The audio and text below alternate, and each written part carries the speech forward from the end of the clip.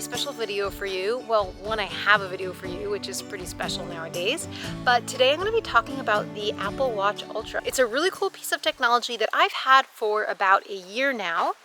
And today I wanted to discuss, who is this watch for? Is it better than the Garmin? Why would you get this watch? Is it better than the other Apple Watches? And I even do my first stunt work. I'm going to do a stunt fall for you and try to trigger the SOS function. So if you want to learn about the Apple Watch or just see me fall over and over again like an idiot, please stay tuned and watch this video until the end. I love the extended battery life. You can do like 6 to 7 hours of activity mode. I love some of the extra features. For example, the extra screens. You can see your elevation change. You can see what zone cardio you're in. All really cool, fun functions. Like the other Apple Watches, it's also really easy to check your text messages, which is a good or a bad thing, change your music while you're working out, which is nice, and everything like that. So you get all those cool features that it just is compatible with your other Apple products. It has a lot more battery life, like I said, I want to say about 7 hours in activity mode.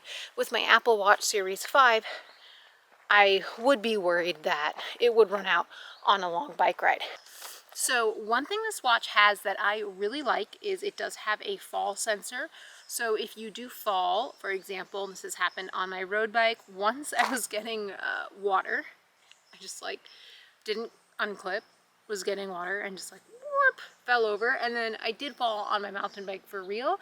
And both times the watch sensed my fall and asked if I needed help. If you do have the newer iPhone, it can call using the GPS, which is, I mean, that's pretty freaking cool.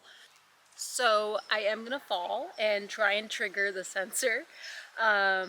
This ground is really hard, which I don't feel too good about. Let's see. Oh my God. But first, let me put my valuables to the side.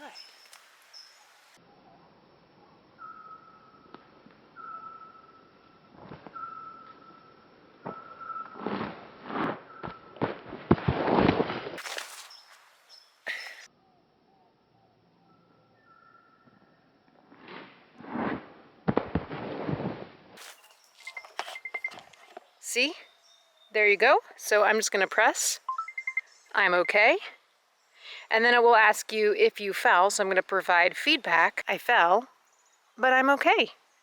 Look at that. Because I do go mountain biking alone by myself. Sometimes I don't even have cell service. So I really do like that feature. And the fact that it can use the GPS on the newer iPhones is also really, really cool. All right, let's head back home and we can talk more about this cool watch. The screen is really, really nice, so it's definitely a screen upgrade from the other watches, and compared to the Garmin, it is easier to see in the sun. However, that colorful display does take a lot of battery, and personally, it's not worth it for me.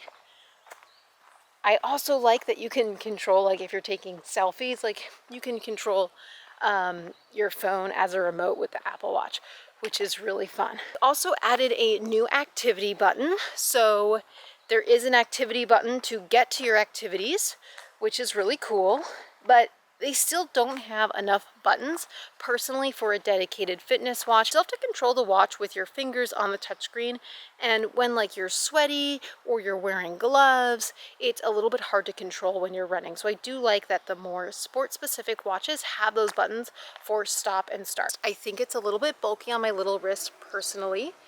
Now, one of the reasons why it is bulky is because of that extended battery life. It just has to be bigger, right?